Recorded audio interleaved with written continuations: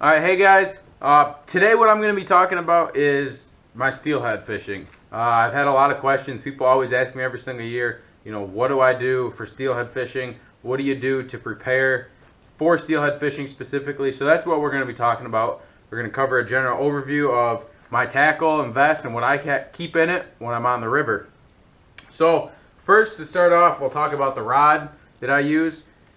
This rod right here specifically, it's a 10-foot G Loomis GL2, rated for 6 to 10 pound test. 6 to 10 pound test is super important because it's a nice limber rod. That's what this rod's rated for.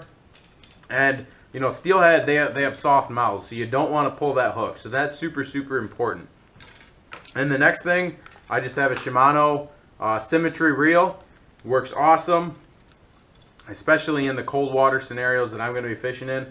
Tomorrow or in the next couple of days, I'm going to be hitting up the rivers, going steelhead fishing, and it's super important to have a good reel. I pair all mine up with straight 8-pound test P-line. Now, a lot of people, they like to use a leader, and that's totally fine. This is just what works for me.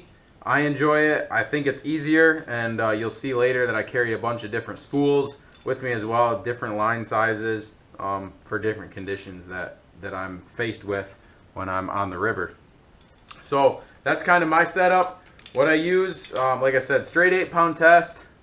I have a Carlisle bobber, and what I do is I replace the spring, as you can see there, with a piece of rubber. And what that does is it really helps that line from getting frayed up, and you can move it up and down the line with ease to change depth a lot quicker.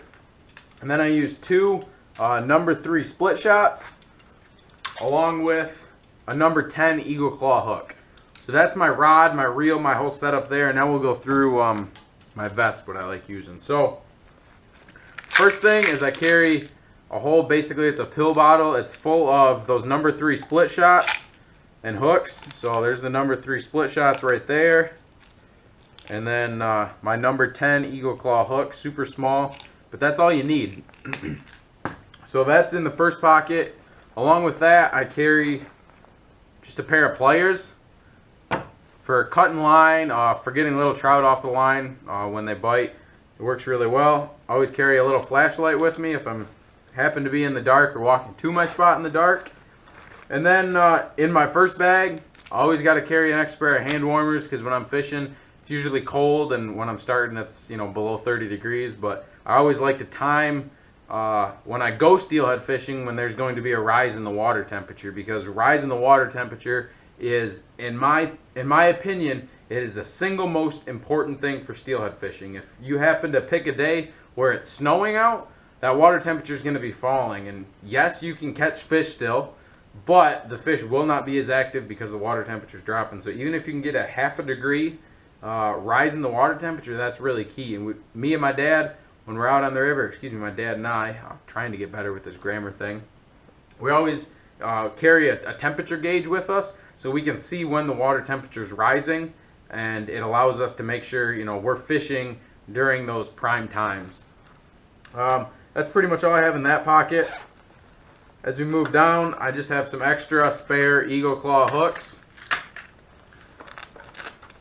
In the bottom, all I have is some extra split shots as well. I have BB shots too, and that's specifically if I'm fishing in the springtime and the fish are on the gravel and they happen to be spawning.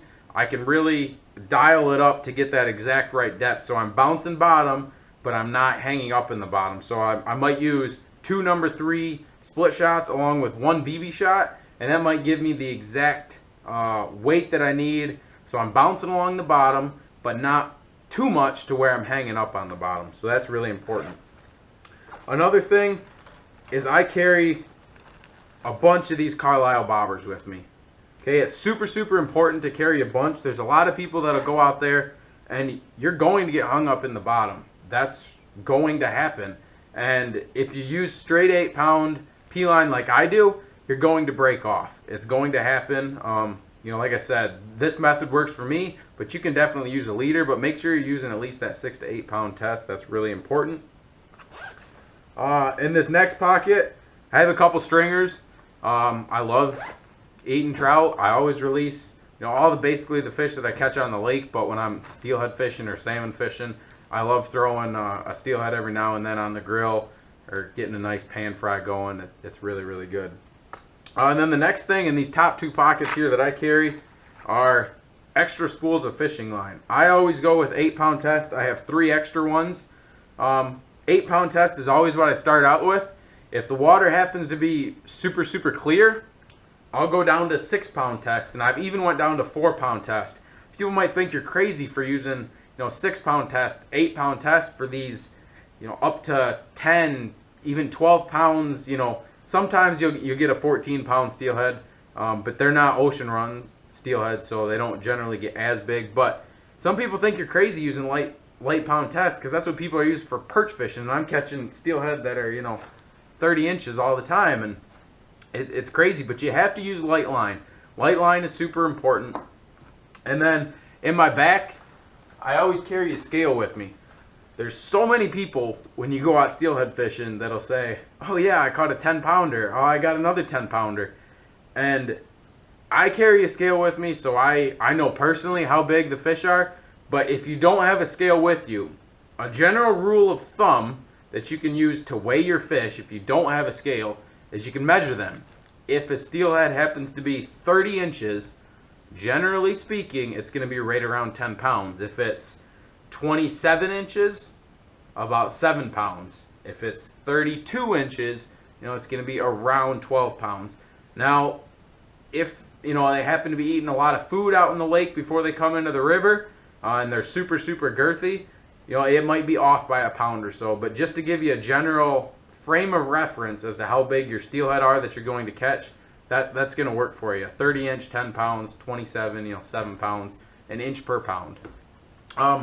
The last thing is my net that I carry with me. It's got a magnet on it, and it allows me when I'm on the river, okay, it just hangs as I'm walking down the river. I don't use a float boat. I can actually, I think, cover a fair amount of water, and I can re-hit those holes or the runs that I know have fish in it, but maybe I fished it in the morning and I don't get a bite. And I can come back an hour later when that water temperature is rising, and generally speaking, then I can pull out a fish. So this is really important. Once I hook a fish and I'm ready to land it, it's easy. I just pull the net off my back, and then I can land them that way. So just to kind of recap what we covered here, I have my whole vest here, but the most important thing is your rod and reel. You got to have a long limber rod. I use 8-pound test for mine, and I'll go down to 6, sometimes even 4-pound test for my steelhead, depending on the conditions. I'm always carrying extra spools of line with me. Carry a pill bottle full of number 3 split shots and number 10 Eagle Claw hooks. And yeah, that's my setup. So it'll work for anybody on any river. I happen to be fishing in Michigan all the time, but it'll work for anybody that's fishing steelhead. If you're going for small trout, you're going to want to downsize your line even more to use those super small hooks, super small flies, whatever it may be. I carry extra flies with me just in case the fish happen to be feeding on bugs someday. So I use spawn, I tie my own, but there's a bunch of different methods, whether you're using beads, whether you're tying your own spawn, whether you're using flies, streamers, hardware, something like that, Hottentots, whatever it may be. This is what the setup that I use for steelhead fishing. So next time you're going steelhead fishing, make sure you're prepared when you go out. That's really the biggest thing. So make sure you're prepared and have the right setup, and you should do just fine. So hope you liked it. We're going to be going out steelhead fishing in the next couple days, so I'm hoping to be able to get some awesome footage for you. So hit the subscribe button and like my Facebook page along with Instagram. Check me out, and I'll be doing some more videos as well to come. So keep me posted. If there's any questions that you guys have, let me know, and maybe I can answer them. So take care, tight lines, till next time, and stay tuned.